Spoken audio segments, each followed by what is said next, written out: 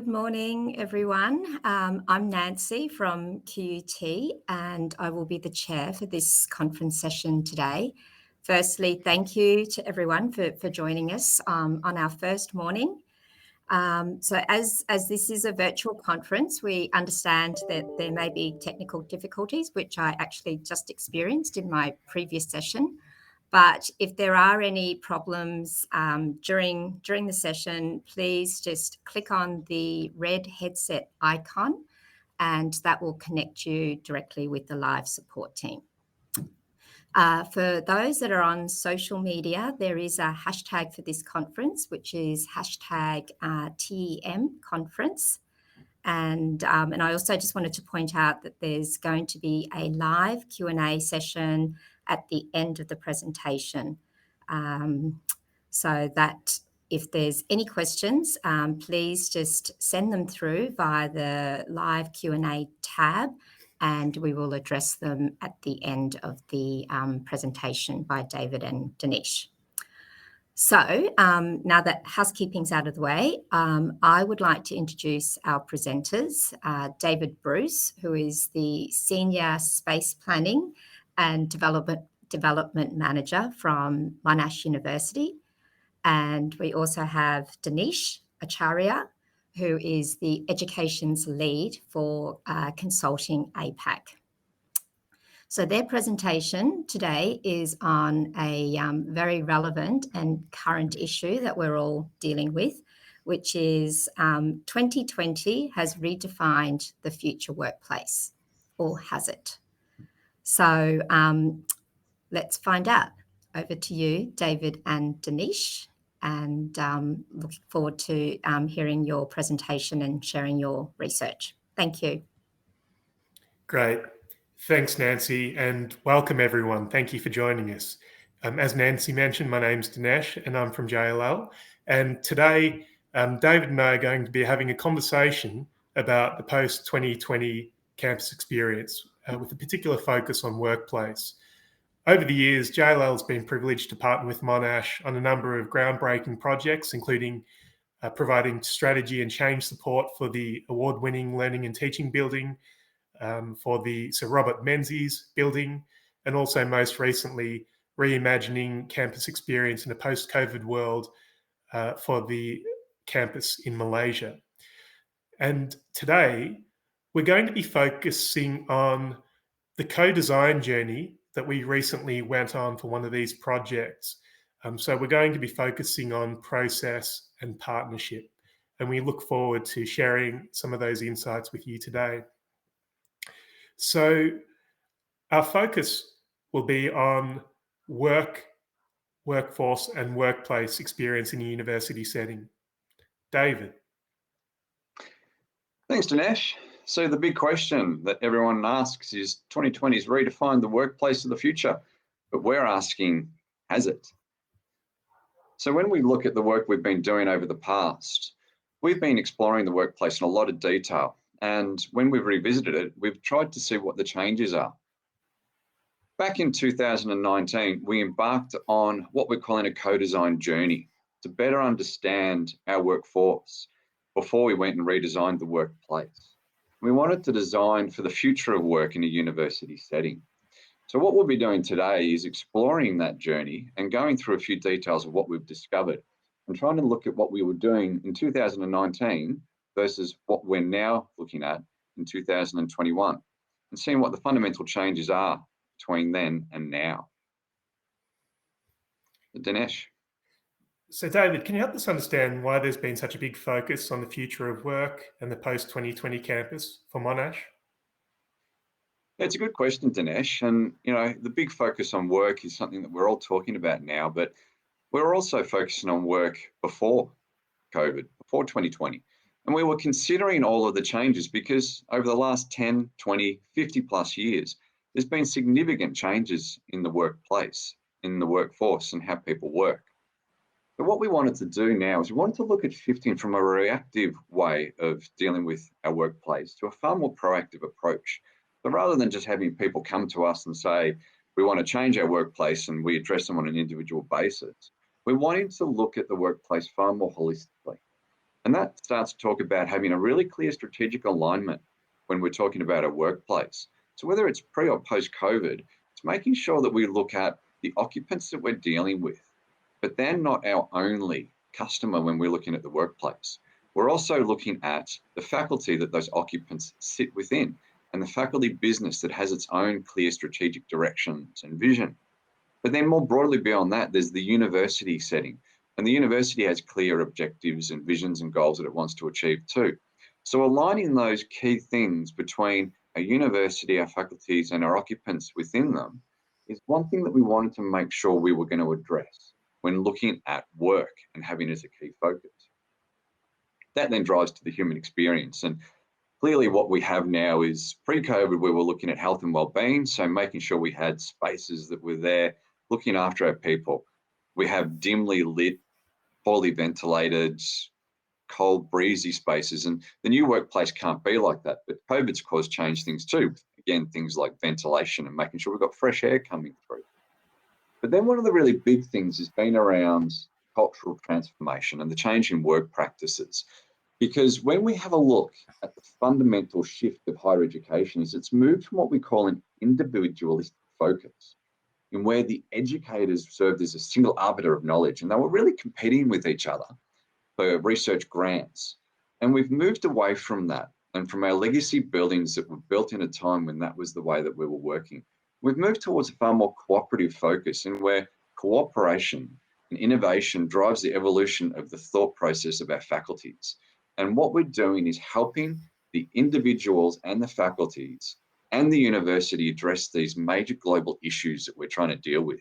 Just like Tim was talking about earlier with sustainability, that then becomes another thing that is a key focus for us. It's a global issue, just like a pandemic. And when we look at sustainability, Monash is trying to get to net zero by 2030, and having our infrastructure support that's also critical as well. So there's a number of reasons why we've been focusing on work, and this is just a few key ones that we're going through. So Dinesh. Thanks, David. You touched on it a little bit, but could you just elaborate on how COVID's changed things for the university? That's a really good one again, Dinesh. And when we look at it in the changes of what we've been looking at because of COVID versus the changes prior, there's a lot of similarities. And what we might do is we might try and explore this in what we have coined the 3 Ws, breaking it down into 3 key areas of work, workforce, and workplace. And understanding that the way that we work and the workforce, the people within it, has a major influence on what the workplace needs to be. So understanding work and the changes that have occurred pre and post COVID, obviously we've seen a lot of changes with hybrid work and hybrid learning within the university setting. It's been an enormous change that we've all had to work through and adapt to. And the technology changes that have impacted on that have been enormous. And that's exactly what we're dealing with right now. And we've talked about technical issues and all this sort of stuff. It's just become common practice in what we're doing. And right now I'm staring at a laptop rather than hundreds of people and smiling faces. So it's a whole new world that we're dealing with in a work operating model. And we're also working flexibly. So the office used to be where we worked. In an operating model, if that's not just the workplace is also the home setting, or it could be a cafe, or it could be somewhere else. It's understanding what our working model is and how it's changed over time. And a lot of these changes were occurring anyway, but COVID has accelerated them. Then there's workforce as our next one, and that's the cohorts that we're dealing with, because the workforce is not the same, and we need to understand the differences between our workforce. So if we look at the cohorts of the academic and the high degree by research students, those cohorts have always worked relatively flexibly in the past because they have very clear metrics for monitoring their performance. So no one really cared if the academic was in their office or if they were at home, because it's a clear understanding of what they were doing that enabled us not to worry about that. And so professional staff become a different cohort. And I think that's where a lot of focus has been in the university setting. It's been around the professional cohort and understanding the workforce movements there. And they are now starting to become very clearly demonstrating how they work and work well from home. And so therefore there's a lot more flexibility for them now too. So it's moving these settings and then understanding what the implication of how we work, the different cohorts and the changes that that has on our physical workplace. And that's where we have health and well-being and the changes there, and obviously understanding that COVID's made some changes, but a lot of those were already in play. Then there's the density and mixer spaces, and that's probably one of the things that's starting to change a little bit more. And we know that there's less people in the workplace now. And having the metrics and the data to understand who is where has become far more crucial now than it's ever been before. So those technologies and managing that and understanding that have become even more crucial now. So really, what's changed because of COVID? I think the main thing that's changed because of COVID is the technology and how we embrace that technology to enable us to have that really clear understanding. And again, it all drives back to a clear understanding of how we work and who we are. And that then enables us to have a clear understanding of the workplace. Dinesh. Yeah, great. I think that's a really fantastic overview. And in fact, what we'd like to do now is to invite the audience to share their priorities and what their immediate focus is on at the moment. So in just a moment, we will share a poll with you, and I have started that poll. And what we'd like to understand is, what is your top campus priority? Is it work? So as David alluded to, new workplace models in terms of work from home, flex work, new technology, hybrid learning. Are you focused on workforce? So understanding workforce needs, team dynamics, managing cultural change, facilitating learning and development, managing change? Or are you prioritizing workplace? So design elements that enhance the human experience or allow you to optimize space or improve sustainability and well-being. So I can see some results coming through. We might give you a minute and we'll see what the numbers look like. So it's been really interesting, Dinesh, hasn't it? If you look at Monash, for an example, in 2019, we were so focused on understanding the workforce models and really deep diving into what the workforce is. That would have been our clear focus in 2019. With quite a look at how those operating models would be and making sure that the workplace we created was flexible enough. So workforce was a clear priority then. It was then the design outcome from there. But if we look right now from Monash University, I'd say we're really focusing on work and the operating models and the changes that that has come through recently and what we need to do moving into the future. So, I mean, from a Monash perspective, I think we're probably looking at work. And looking at it looks like a lot of people are agreeing with that. So what are you seeing from JLL's perspective, Dinesh? Well, so I couldn't agree more. I think we're very much now focused on the changing nature of work and supporting people in making that transition, leveraging new technologies and flowing on from that.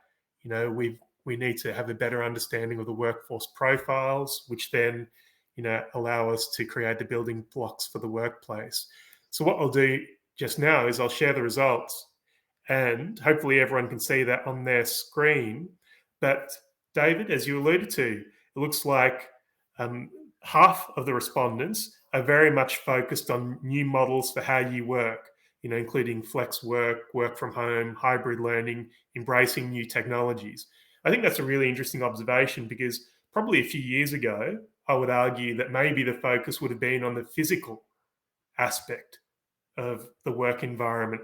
So just interesting to see how organizations are navigating that cultural shift. Great. So I'll hide the results now and we can move on to the next slide. Process. Dinesh. Yeah, so I think it's really important to reflect on process. The reason being, so for this recent co-design journey that we went on with Monash, we were really challenged by the university to take a fundamentally different approach. And the university didn't want to appoint a consultant to tell them what the solution was, but rather they wanted someone to work with their people to define the opportunity. And for me, it was just a very unique brief that we received to market. So And Dinesh, just keen to understand your approach there, David. It's a good question. So it was a clear approach that we went with there that was something we were looking for that was going to be different, because we've gone through a lot of projects, and like everyone in this room, there's a lot of redevelopment projects of existing buildings or new projects with new buildings. And we went through a clear process here that was to try and pull back to some really core principles that was not just a design process. We didn't want to come in and just simply design and have an outcome that was given to our occupants. We wanted to go through something a little bit different, and we wanted to challenge the people and our occupants to work with us through this process. And in doing that, we wanted to challenge our consultants out there to come up with something a little bit more innovative and a bit more creative than the standard design process. We wanted something that was going to enable us to have a very strong change management outcome, something very proactive. And by that, change is scary, and change can be threatening, especially if it isn't done right.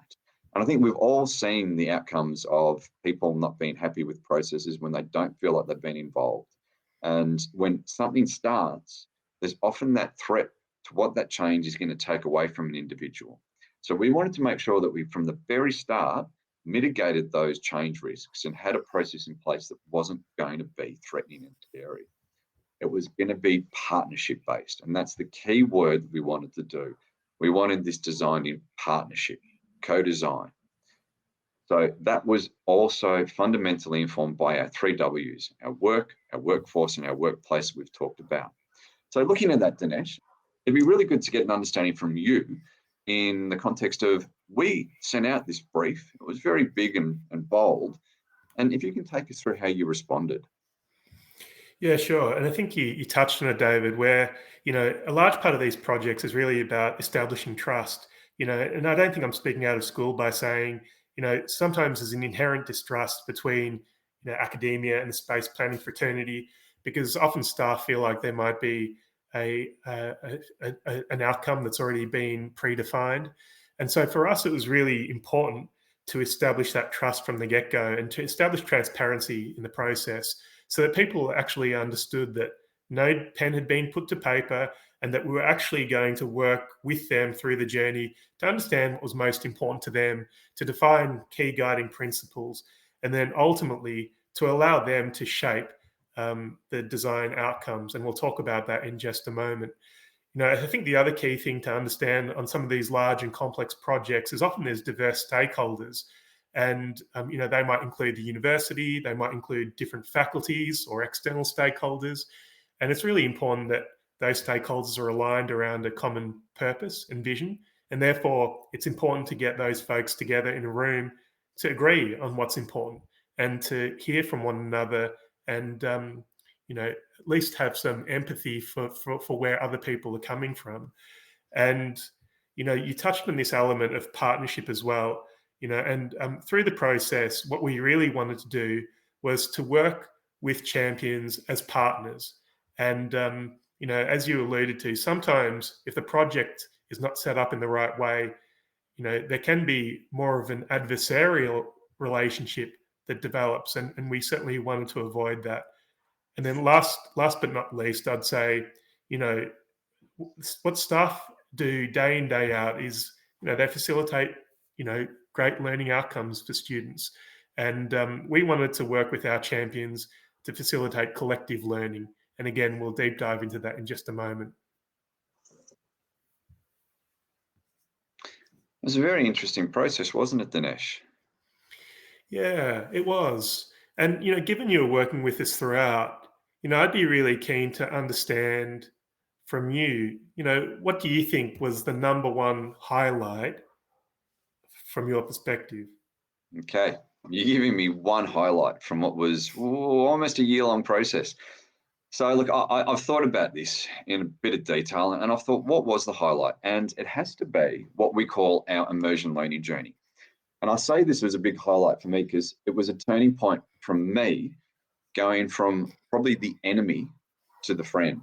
So when we're working with these 30 people at the start, they were very threatened and they almost felt like I was going to be taking away something. And they were looking at me like, you're going to turn our workplace into this sea of open plan, like a tally conference center, and it was this horror of thought of what we were going to be doing. And as we went through this process, it became clearer and clearer that I didn't care what the workplace was going to be. I cared about them and understanding them and developing a clear view of what they wanted to go into. And in doing this immersion learning journey, we went through best practice examples in Melbourne, university settings, in corporate settings, and then interstate as well. And all these best practice got them to say, I like that, I don't like that, this is good, that is not. And talking with them and showing them that I really didn't care. I only wanted to know what was going to work best for them to enable them to solve the world's greatest issues, was where we got that turning point that they fully understood that we were here for them. And having that process was really important to me. So as a turning point, definitely my favorite part of it. Now I'm going to challenge you to give me one example of what was the best part from your perspective. Yeah, sure, David. And, you know me, I struggle to be concise at the best of times. So I might be cheeky and maybe mention two. So for me, in the spirit of partnership, we were lucky enough to collaborate with a leading professor from Monash University, to align our process and approach to digital ethnographic research. And, I might just mention that, there's a really great opportunity on these projects to tap into the inherent capability that exists within universities. And, that was one of the things that we really wanted to do on this project. But the thing that was really valuable about this process was the champions could start to understand that we were taking the time to understand what was most important to them. We literally, worked with champions to reenact a day in the life, to understand what some of the touch points or pain points might be in their day-to-day working life.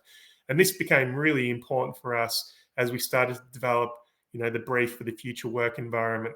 It was really critical also in helping us establish that trust and rapport with champions, because they could see that we were taking the time, to walk in their shoes. It was great because it's also evidence-based, and there's nothing that an academic respects more than evidence-based research.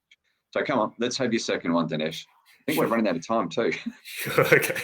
Well, I'll speed through this and say, really enjoyed prototyping together with champions. Now, if you were to say to, space planners that we're going to let academics and professionals and HDRs design their own workplace, they'd think you're crazy, right? But because of the journey that we went on, which was all about, increasing awareness and understanding and learning from peers, by the time we developed mini briefs for our champions to respond to, they were actually really up to the task. And, for me, it was one of those proud parent moments where you could actually see, the nuanced solutions that had developed and how they responded specifically to the challenges that we had identified. And, I think, again, this comes down to trust, being able to trust that champions will do the right thing, and, as I said, we were really pleased with the outcome. It was great. From having a dean, level E through to level A academics and professional staff co-designing together, it was amazing. It was one of the most incredible processes, and to see it actually transitioning through has been wonderful. Yeah, great. So I guess coming towards a wrap of this presentation, there were some really key things that we took out of this, and that was alignment is critical, and understanding that our customer isn't just the occupant or just the faculty or the university, but enabling us to align all three was probably the most successful part of this journey.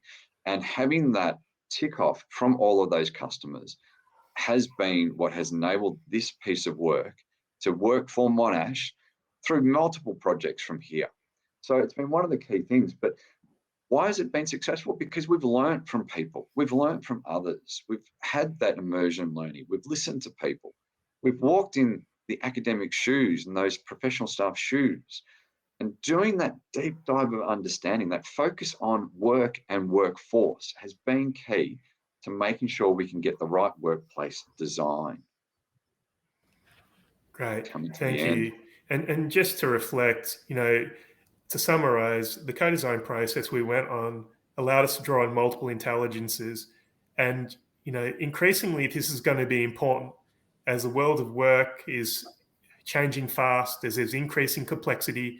the only way that we can solve these problems is by working together. So thank you, and we're keen to see if there's any questions. Yeah, we really are working towards the unknown. We don't know what we're doing. We've had global financial crises, earthquakes, fires, floods, pandemics. What's going to come next? So yeah, throw your questions to us, guys. We'd be happy to answer some. Okay. Well, look, thank you very much, David and Danish, for that really quite insightful presentation. It sounded like the co-design process was actually quite a successful one from a university perspective. And so I've got just first of all, I do want to congratulate you on successfully doing the live poll during the session. I didn't actually get to see the results, but I was sort of just hoping that it was all going to work. So well done. Great work for that. I was actually particularly interested to know, now that you've done a lot of this design work in the background with the various academics and the professionals, has there been many opportunities, I guess, for you to implement any of these projects or and apply to this particular process too? So that's a question for you, David. Yeah, thanks, Nancy. Look, we actually have been applying this. So this has resulted in a topology for the university that's been very clear. And it's something that's been able to frame a lot of our discussions. And we've been using this on a number of projects where we've applied it. We actually haven't gotten to the point of having a physical outcome because COVID's slowed everything down. But we are at a point of some very detailed design on these. And again, it's transitioned through to a point where it's been very, very successful. So we've been able to apply these topologies and the lessons we've learned in a very, very clear way now. So hopefully in the future and the not too distant future, we'll be able to share some physical outcomes of that as well. No, that sounds wonderful. And I guess, so are there any particular groups or faculties that that is a good candidate to start off that process with as well? I mean, I guess I'm not sure who out of the 30 people that was involved, was it across all of the university that that the people were involved with? Predominantly, we used it across two faculties, and it's an interesting one because it was the faculties of arts and the business school that were involved. And when we do talk about this, it's also around the cross collaboration, not just within a faculty, but of faculties that helps create some real innovation and drive for new solutions. So having two faculties in this and having a design that leads towards collaboration between two faculties is a wonderful outcome. And we have seen these two groups work together in this process more than they would have ever worked together before. So again, another wonderful success to be able to see. And we haven't applied it more broadly to too many others at this stage, but we do intend to roll them out. And it'll be great to see how it applies to other faculties as well. Okay, great. So if we've got a little bit of time, I guess just a very quick question for you, Danish. Given your area of expertise, I guess, how do you sort of see workplace experience evolving with all of this change that that we're going through at the moment? Yeah, so I think we touched on some of the elements of work and workforce and workplace that are changing. I think the thing that's probably important for people to anticipate is that there will be ongoing changes, over the coming few years. And, one of the things that we thought very carefully about is how we could accommodate some of those changes over time. I think David also alluded to this point around constantly capturing information or data around how the workforce expectations might change or how building occupancy might evolve. And, by constantly monitoring some of those changing patterns, you can be much more proactive in responding to the end user's needs. So I think they're some of the key elements, in addition to what we discussed in the presentation. Okay, no, well, that's great. So we are just a little bit out of time now. So so thank you very much to both of you for presenting.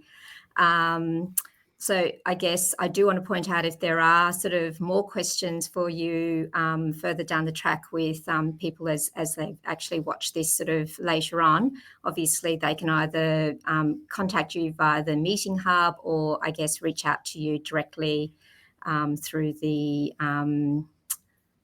through any social media as well, I guess. Is that right?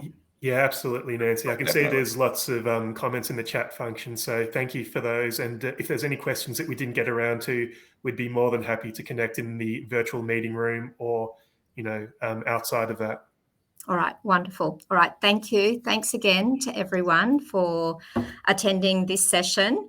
So I think next up we've actually got a little mini movement section for everyone to just stretch their bodies a little bit before we go on to another keynote speaker that's coming up, and that's told to Tufa in about 15 minutes. Okay. Wonderful. All right. Thank you very much, everyone. Thank you, guys. See you later.